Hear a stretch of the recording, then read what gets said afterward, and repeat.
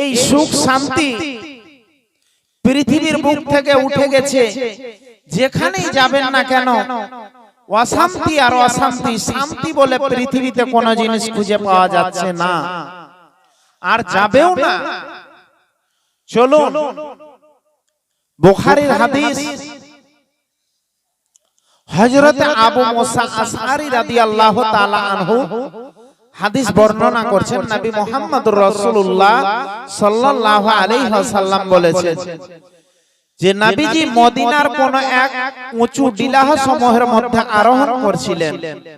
আরোহণ করতে করতে করতে করতে এক সময় তার সাহাবা বর্গদেরকে বলেই ফেললেন যে ওগো আমার সাহাবা বর্গরা, আমি যা দেখতে পাচ্ছি তোমরা কি তা দেখতে পাচ্ছ?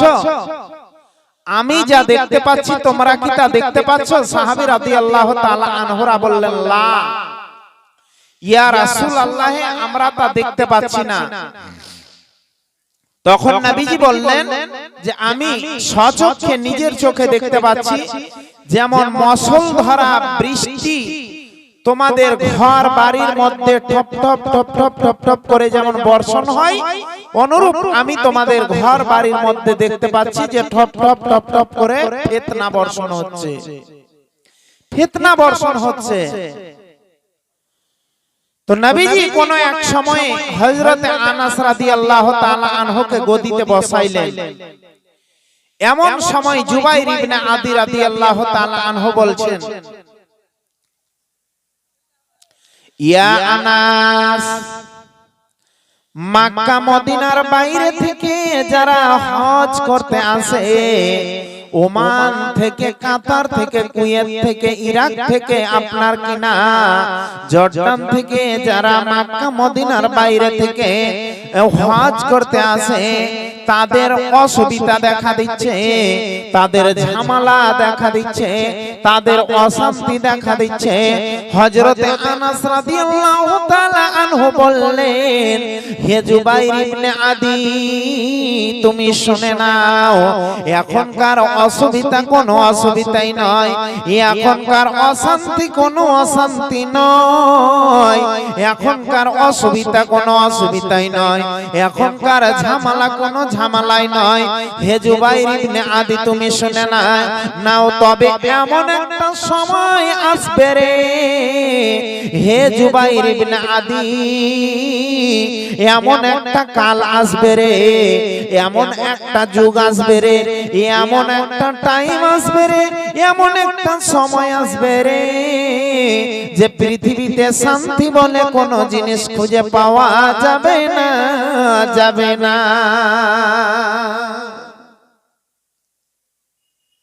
পৃথিবীতে এমন একটা সময় আসবে যে শান্তি বলে কোনো জিনিস খুঁজে পাওয়া যাবে না। তাহলে ভাই দেখেন যে আমরা আজকে এই পশ্চিম বাংলার মাটিতে, এই ওয়েস্ট বেঙ্গলের মাটিতে, এই আজকে এমন আছি আমরা যে ভবিষ্যতে কি রকম থাকবো, কালকে কেমন থাকবো কোনো গ্যারান্টি নেই। তো যেটা আমি বলতে চাইছিলাম ভাই, যে আমরা এই যে আপনার 2019 সালে এনআরসির যখন ঘোষণা হলো, এনআরসির যখন ঘোষণা হলো, তখন বন্ধুরে আমার 2019 সালের মধ্যে যখন এনআরসির ঘোষণা হলো, পার্লামেন্টের মধ্যে যখন এনআরসির ঘোষণা হয়ে গেল, তখন মুসলমানেরা কি করলো, তাদের আধার কার্ড এবং ভোটার কার্ডের আকারটা ঠিক করার জন্য পঞ্চায়েতে গেল, সিভিটা ঠিক করার জন্য ব্লকে গেল, আপনার কিনা একারটা ঠিক করার জন্য মেম্বারের কাছে গেল, প্রধানের কাছে গেল, পঞ্চায়েতে গেল, মুখিয়ার কাছে গেল, কিন্তু আমার আল্লাহর কাছে একবার গেল না, আমার মাবুদকে বলল না, মাবুদের কাছে একবার গেল না।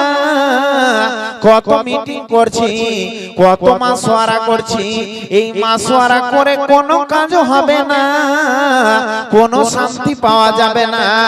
এই মিটিং করে কোনো শান্তি পাওয়া যাবে না। আধার কার্ডটা ঠিক করার জন্য, এ কার্ডটা রিসিটা ঠিক করার জন্য আপনার কিনা পঞ্চায়েতে গেলাম, ব্লকে গেলাম, প্রধানের কাছে গেলাম, কিন্তু একবার আমার মাবুদের কাছে গেলাম না। মাবুদকে বললাম, মাবুদ রে ফানসুরনা আলাল কওমিল কাফিরিন। মাবুদ রে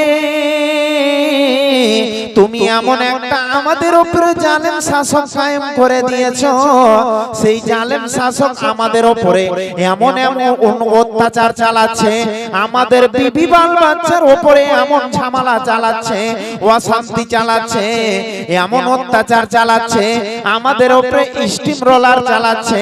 মাবুদকে বললাম না, মাবুদের কাছে প্রার্থনা করলাম না, মাবুদ